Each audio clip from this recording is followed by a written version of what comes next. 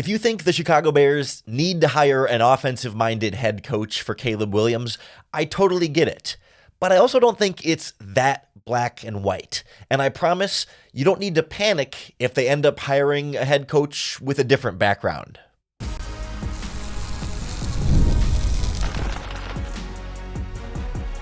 You are Locked On Bears, your daily Chicago Bears podcast. Part of the Locked On Podcast Network, your team every day. This is Locked On Bears, and I'm your host, Lauren Cox. I'm here to bring you your daily, in-depth Chicago Bears news and analysis. You can follow me on Twitter at CoxSports1, and you can follow the podcast at Locked On Bears on TikTok, Instagram, Facebook, Twitter, and the Locked On Bears YouTube channel, where you can keep up with all of our video podcasts as well. Thanks for making Locked On Bears your first listen today. We're part of the Locked On Podcast Network, your team every day. On the show today, we dive into the debate. Do the Bears have to hire one of these smart offensive coordinators to be the head coach and play caller in Chicago to make sure that that connection is set in stone for Caleb Williams for the indefinite future? Or can they hire the CEO leader type of head coach, maybe a defensive coordinator or whoever, to oversee the whole football operation and figure out the offense later and let that all sort of come together separately? We'll kind of look at the two different sides of that, how Ryan Poles is pursuing that as the Chicago Bears general manager, how we see other teams play out with their head coach decisions, and how this all sort of plays out in the future to where either way you're going to be okay, and one way or another it's a good problem to have. So I think the way this argument gets laid out is, okay, you have to hire an offensive coordinator to be your head coach and play caller, because if you don't, then your quarterback risks having a lack of continuity in an offensive play caller position. You risk, the Lovie Smith type of era, or even now the Matt Eberflus type of era, where you got a good head coach who has a good defense, but you're cycling out offensive coordinators every so often, and you're struggling to get that right. I think the fear is that, even if you hired a good CEO coach who hired a good offensive coordinator, if that offensive coordinator is good, they're going to be hired away to become a head coach in a couple of seasons, and then your offense is going to need a new offensive coordinator. It's going to be changed for your quarterback, and it's hard to keep that sort of sustained offensive coaching around your QB. I think that is totally a valid concern and a real thing that has happened for other teams, other coaches, and other quarterbacks. But I don't think that's the only way that you can look at this. Yes, okay, of course, being supportive of the quarterback and having that all in place is the most important thing, and no one is arguing against that. But I think the inflection point here is just how you go about getting that smart offensive system around the quarterback and what happens in that process. Because I think Ryan Poles sees this very well in a way that I agree with. He was asked about this at his season-ending press conference here about this idea of the offensive play caller head coach versus the CEO leader type. And I think his answer here really nails it to me. And we'll kind of explain it a little bit further after we hear it from Ryan Poles. Ryan, there's a lot of discussion, and I'm sure you guys will have this discussion too, about pairing an offensive guy with the young quarterback versus, a guy that can kind of oversee the whole thing and maybe has head coaching experience, things like that. Just what is your general philosophy when it comes to that kind of tug of war between those two head coaching candidates? Yeah, I think there's for a young quarterback, obviously there's ideal fit, but at the end of the day, you got to look at all the characteristics of what you're looking for in a head coach. And then you got to see what's the best bundle of those to bring in the building. Obviously, we're talking about leadership, accountability, some of those important things that carry over regardless of what the situation is. So, those have to be there. To ignore those just to go to the other side, I think is a bad deal too. So really, it's the candidate that has the best collection of all of those things. And yes, the development of a young quarterback is going to be a huge factor in that. See, I think Ryan Poles finds just the right balance there, where, of course, your plan for the quarterback and the offense is probably going to be priority number one for whatever coach you're looking to bring in. But that's not the sole evaluation criteria for that head coach.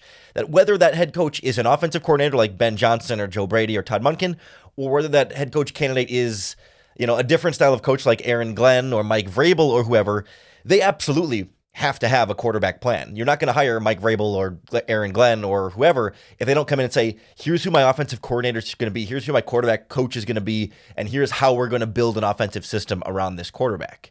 But at the same time, you're not going to hire a Ben Johnson or Todd Monken or Joe Brady or whoever if they don't also have like a head coach leadership plan. They might have the perfect plan for your quarterback, but if they can't lead a locker room and lead the team, they're not going to get anywhere as your head coach either. Like every coaching candidate has to be able to have both, whether they're the offensive coordinator, play caller, or whether they're the CEO, defensive coordinator, leader type coach.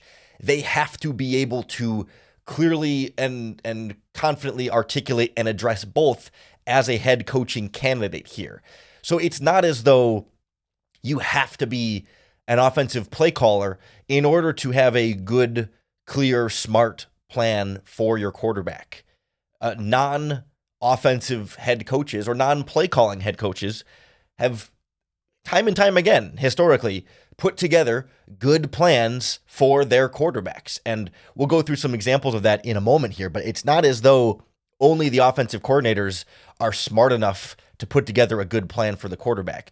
And if you have a good plan for your quarterback, that's what matters, right? If you have the plan for the quarterback in the offense and the leadership, communication, head coach skills, like it's whoever has the best combination of both of those things. And maybe the quarterback plan, offense stuff weighs heavier, but the likes of Ben Johnson or Todd Monken or whoever being an offensive coordinator versus, Vrabel, Aaron Glenn not being an offensive coordinator doesn't mean that the offensive coordinator play caller's plan for their quarterback is necessarily automatically better, stronger, more solid, the better plan. Like maybe, and they certainly have some advantages in saying, yes, I'm the head coach, I'm the play caller. Here's why my plan is better than other people's plans. That can certainly be a point that's an advantage for them in the head coach evaluation, but it is weighing that along with the rest of the duties of being a head coach. And it's why, like, there is more to this than just hiring the guy to be right for Caleb Williams, because Mike Vrabel or Aaron Glenn, whoever, can also bring in with them a guy and multiple guys. It's a group of guys that have to be right for Caleb Williams, because that's the other thing about this too.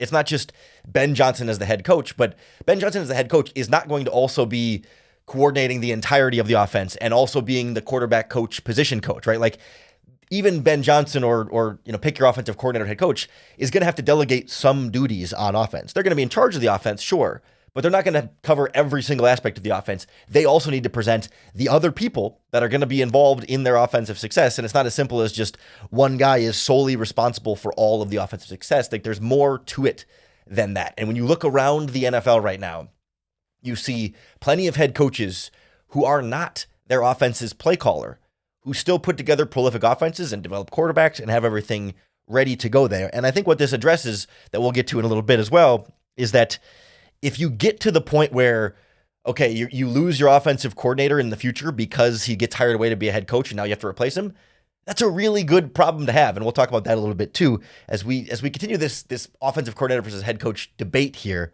on Locked On Bears.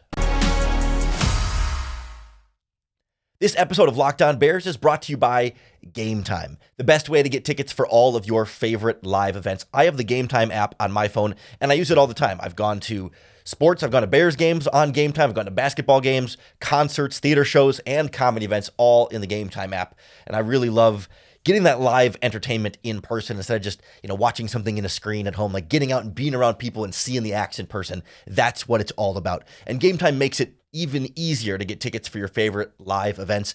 With Gametime, you can see your view from your seat before you buy your ticket, so you can know exactly what you're getting with your purchase. And you can also toggle in Gametime's all-in pricing, so you can see the total cost up front with no surprise fees at checkout.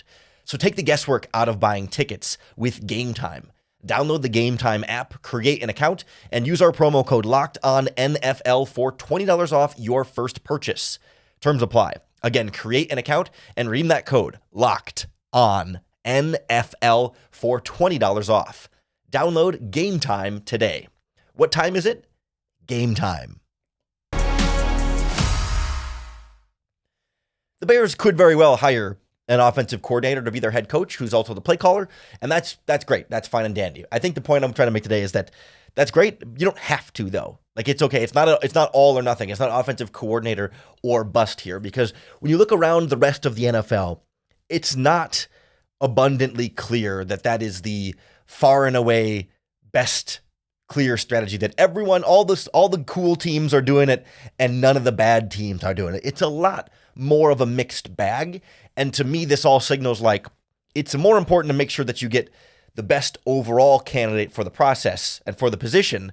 And part of being the best overall candidate is having a quarterback offensive plan, but also having a plan for defense and everything else that's a part of your football roster. Like, if you look at the head coaches that are in the playoffs this season, the 14 teams that just made the playoffs this year, coming up with the first games this weekend, do you know how many of them are actually the play caller for their own teams? About half of them have an offensive background, but not even all the offensive coaches that are head coaches in the playoffs are calling plays for their team that got them to the playoffs right now. When you look, 7 teams in the NFC, 7 teams in the AFC.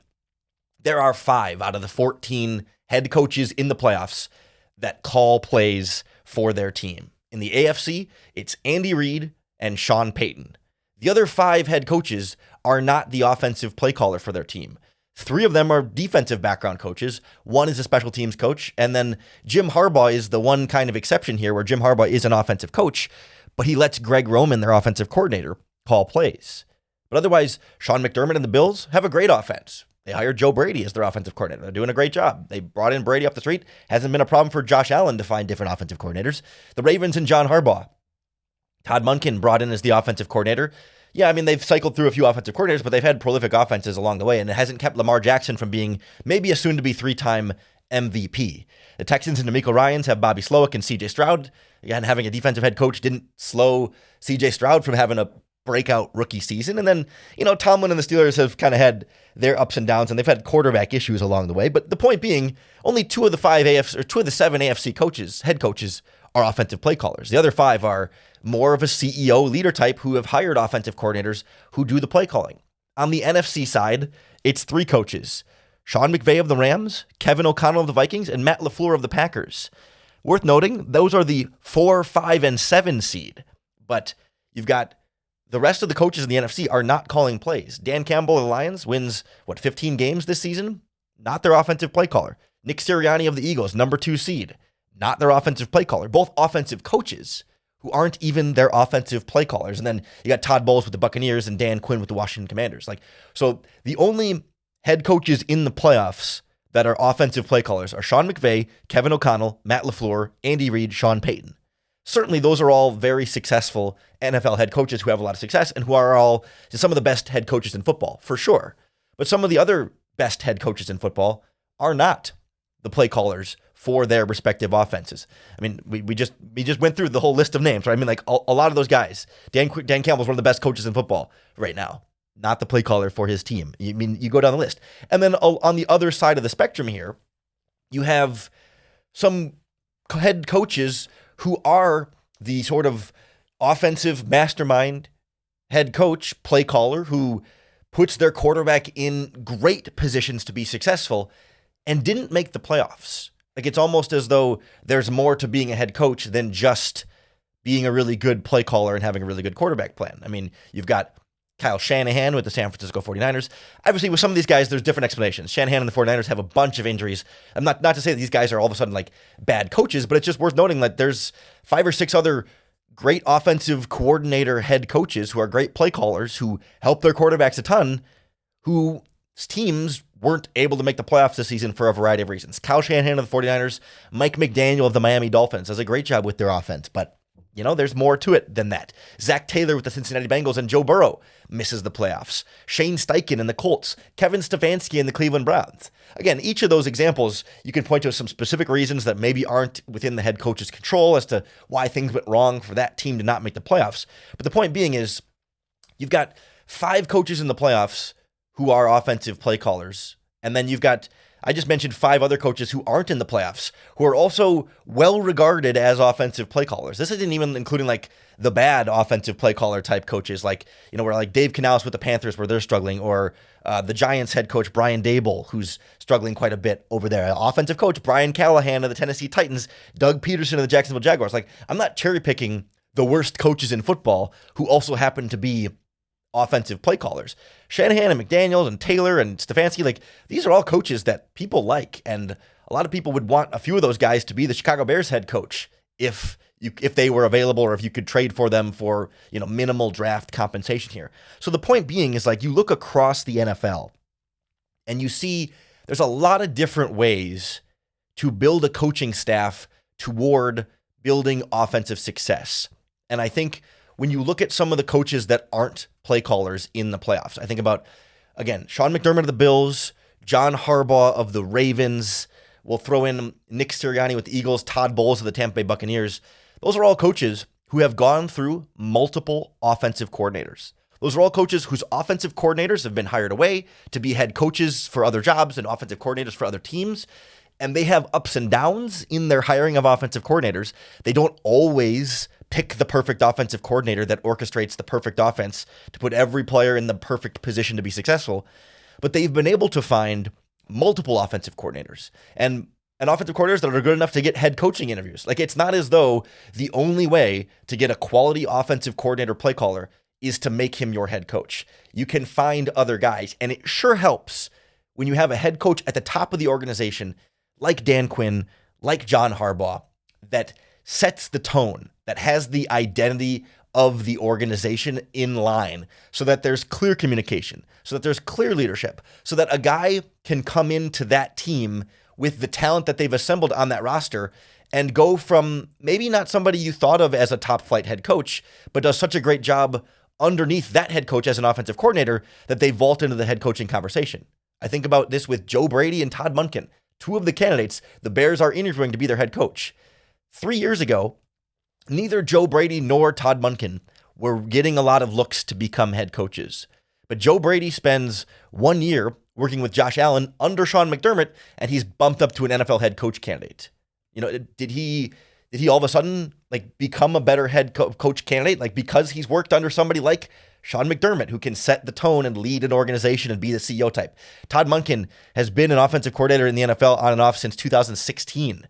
Now he's getting serious looks as a real head coaching candidate because of the last 2 years with Lamar Jackson and with John Harbaugh. Those coaches set up the coaches underneath them to get better as coaches and become potential head coach candidates. And it tells you that those coaches, those good head coaches, develop assistant coaches as much as they develop players, so that assistants come to them and get better. That's why you don't have a lot of people saying, oh, the Lions are going to be bad once they lose Ben Johnson. I mean, we don't know exactly. But I think there's a faith that Dan Campbell is going to empower the right coach, and that the next offensive coordinator that replaces Ben Johnson there will get better as an offensive coordinator and keep things rolling. He might not be as good as Ben Johnson, but they don't need the best offensive coordinator in football to be successful as a team. And I think that's what starts to come down when we start to think about this in the future for the Chicago Bears. Oh no, if you hire a Dan Campbell type and his offensive coordinator gets hired away, what happens to the Bears then? Well, let's get to that point first and celebrate what a good problem that would be to have. I want to look down the line here of okay, what are the long-term outcomes of you hire the offensive coordinator head coach versus you hire the head coach CEO type, and how that plays out in this debate next on Locked On Bears. The Locked On Bears podcast is brought to you by FanDuel Sportsbook. From big upsets to game-winning drives, the NFL playoffs are just better with FanDuel, because right now, new customers can get $200 in bonus bets guaranteed with your first $5 bet. So you place a $5 bet on any of these playoff games, anything on FanDuel, basketball, college sports, soccer, tennis, hockey, boxing, you name it, they've got it all in the FanDuel Sportsbook app. A $5 bet on any of those. Win or lose that bet, FanDuel is going to give you $200 in bonus bets, guaranteed. All in the FanDuel app that gives you everything you need for live bets as well, or same game parlays. There's so many different ways you can play and win in FanDuel and get those bonus bets. Just visit FanDuel.com to join today and get started with those $200 in bonus bets with your first $5 bet. That's FanDuel.com. Make this playoff season unforgettable with FanDuel, an official sportsbook partner of the NFL.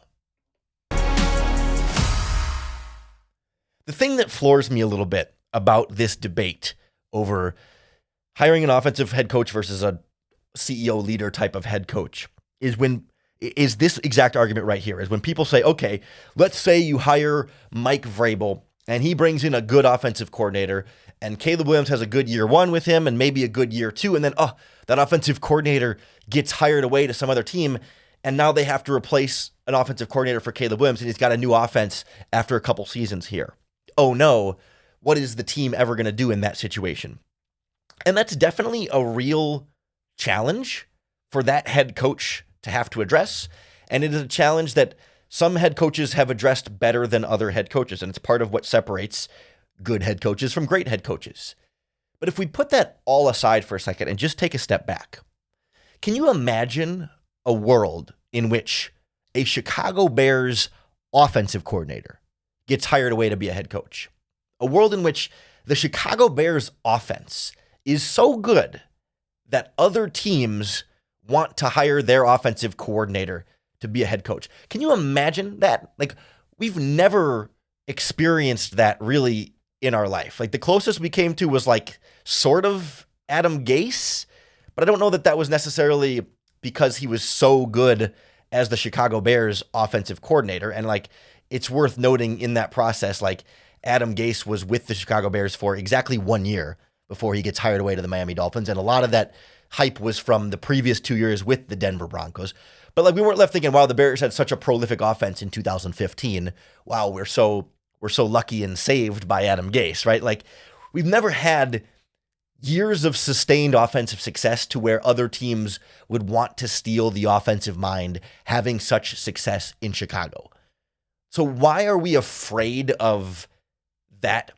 So afraid of that happening that we're not even willing to go through it in the first place? Like, that would be such a good problem for us to have if we could even get to that point. Like, it feels like how are we so greedy as to be like, well, we don't want to risk having a great offense and then losing that great offense. No, give me the great offense first. Like, I don't care if there's a great, I don't care about losing the offensive coordinator at that point, because we'll have had 2 great years of Chicago Bears offense. That's so much better than anything we've seen in the last 30 plus years here. Give me that every single day of the week. If you're telling me like the worst case scenario there is that your offense is really good for a couple of years and then you have to replace an offensive coordinator, that's such a great place to be as a team and as a franchise. And then you can deal with that problem then. But I'll enjoy the couple of years of great offensive coordinating along the way. And I think the other thing that strikes me about that is specifically with Caleb Williams, right? Because of where he is as a quarterback. Now entering year 2, say you hire the CEO head coach, you hire Mike Vrabel. I'm just throwing him out there as the hypothetical here. I don't think they're going to hire Mike Vrabel. I really actually don't think they're going to hire Mike Vrabel. I would bet money that they're not going to hire Mike Vrabel specifically. But hypothetically, they hire Aaron Glenn or Mike Vrabel or whoever. And offensive coordinator is good for 2 years and then gets hired away to be a head coach somewhere else because of 2 great years with the Bears. Then the following year, you would bring in a new offensive coordinator in year 3 under Mike Vrabel, which would be year 4 of Caleb Williams' career. If Caleb Williams has a really smart, good offensive coordinator for his second year in 2025 and his third year in 2026, if he has 2 back-to-back years of really good offensive coordinating, I think he's going to be pretty set as a quarterback here. It doesn't seem to me like he's a quarterback who's always going to need a top 3, top 5 offensive coordinator to be successful in the NFL. Of course, you always need a competent offensive coordinator. You always need at least an average, if not an above average offensive coordinator. Like, you always want to aim the bar there. But it's not as though, like, you didn't draft Caleb Williams so that he would be a quarterback who needs to have his hand held and needs the perfectly schemed offense around him at all times. Like, you'd think after a couple seasons of good coordinating, good coaching, he'll kind of be set as who he is as a quarterback. And he's not going to then regress at that point if you bring in an offensive coordinator who's closer to average than elite. He's supposed to be, and should be by that point, the type of quarterback who can elevate a little bit above the supporting cast, can elevate a little bit above the offensive coordinator, and make those players and coaches look better, maybe even than they actually are. Like, I think about this with someone like Joe Burrow in Cincinnati. I think about this like someone with Josh Allen in Buffalo or Lamar Jackson in Baltimore, where, Caleb Williams doesn't have to be Josh Allen, Joe Burrow, Lamar Jackson, but like we see many examples of quarterbacks who easily withstand changes in their offensive coordinator as long as you're giving them at least a pretty good offensive coordinator and at least some pretty good talent. And that doesn't feel like it's a tough ask. It's a tough ask to give them a top 5 offensive coordinator every single year for the rest of their career, but to give them a top 15 offensive coordinator shouldn't be that difficult if you hire the right head coach to be that CEO type leader and develop coaches the way we've seen Dan Campbell, John Harbaugh, Mike Tomlin, etc. do for their respective franchises. So to me, that's why it's not so critical that it has to be an offensive-minded head coach. Certainly, it's easier if it's an offensive-minded head coach because then you never have to replace the play caller. You are always going to have the play caller. I acknowledge that it's definitely an easier path for your quarterback in your offense if your offensive coordinator, if your head coach is the offensive play caller. But that has its own downsides too. There is the whole defensive coordinator cycle thing. And we've seen some of these offensive-minded head coaches sometimes struggle to get the right defensive coordinators in there. We've seen, the Cincinnati Bengals just fired their defensive coordinator, Zach Taylor, although I think that was a little bit more of a scapegoat move. We've seen Nick Sirianni have to change out defensive coordinators in Philadelphia because they haven't done a good job keeping that position locked down. The Green Bay Packers had to change defensive coordinators because they did not make the right pick in the first couple of years for Matt LaFleur with Joe Barry down there. We've seen a few different teams across the league go through that process. You're not all as lucky as Andy Reid nabs Steve Spagnuolo and gets that success from a defensive coordinator perspective for a long time, and no one seems to want to hire Steve Spagnuolo as a head coach. Like that's the lucky way to happen. But a lot of these other offensive-minded head coaches, the Miami Dolphins changed defensive coordinators a couple times under Mike McDaniel here. Like offensive head coaches have had to change out defensive coordinators quite a bit, and that becomes a problem for the team. It's part of why the Bengals missed the playoffs this season. You know what I mean? Like it's part of why the Dolphins missed the playoffs, why the Colts missed the playoffs, why the Browns missed the playoffs, because those defenses weren't as good. Yes, offenses were part of that, other circumstances, but the point being, like, it's not as though there's no risk with an offensive play caller head coach either, because there's defensive coordinator risk, there's coach and player development head coach leadership type risk with an offensive play calling head coach. Each type of coach has a different set of risks, a different set of strengths, and a different set of weaknesses, and it's why Ryan Poles is taking the right approach by evaluating them wholly and saying, yes, you need a quarterback plan, you need an offensive plan that we believe in. You also need a leadership, communication, identity plan for the team as well that we also have to believe in. And you have to sort of weigh everyone's offerings in all of these categories and get a sense of who's truly the best coach for the job, not just who's the best offensive play caller for the job, because there's a little bit more to this than just offensive play calling. Again, it's preferable if the best choice for the job is also your offensive play caller. I agree with that. That is the preference, but it's not a must. And it's not the end of the world. It's not a bad hire. It's not a wasted hire if the Bears pick someone who's not the offensive play caller. Get the right coach. Make sure that's not a wasted hire. Whoever the coach is, don't make sure it's not a waste, because we've seen an offensive play caller like Matt Nagy can also be the wrong hire. So it's just never that simple. And the Bears need to get the right coach who has everything covered, including the offense and the quarterback game plan, whether that's an offensive play calling head coach or not. The Bears are casting a wide net and talking to coaches from a variety of backgrounds. I'm sure their finalist list is going to include some offensive play callers and some not offensive play callers. And when the Bears start to narrow it down, we will too. Right here on the Locked On Bears podcast, we'll do some deep dives on these Bears coaching candidates once we get a better sense of who's a little bit more serious and who's a bit less serious on this list. That's now, I think, 15 coaches, including the Iowa State coach. It's getting to be a little bit too much right now, but we'll have plenty of coaching search to break down for you here on the Locked On Bears podcast. So make sure you hit that subscribe button on YouTube or wherever you listen to podcasts, because that's going to be the best way to keep up with all of our daily, in-depth Chicago Bears news and analysis. Thanks for making Locked On Bears your first listen today. We're part of the Locked On Podcast Network, your team every day. If you're looking for a second listen, don't forget our Locked On NFL podcast comes out twice a day with Tyler Rowland in the morning and Tony Wiggins in the afternoon for all round the clock NFL league-wide coverage, or check out the Locked On podcasts for all of your other favorite sports teams in the NBA, NHL, MLB, and college sports. Plenty more for you to listen to on the Locked On Podcast Network. Just make sure you come on back tomorrow, make Locked On Bears your first listen once again for another opportunity to bear down.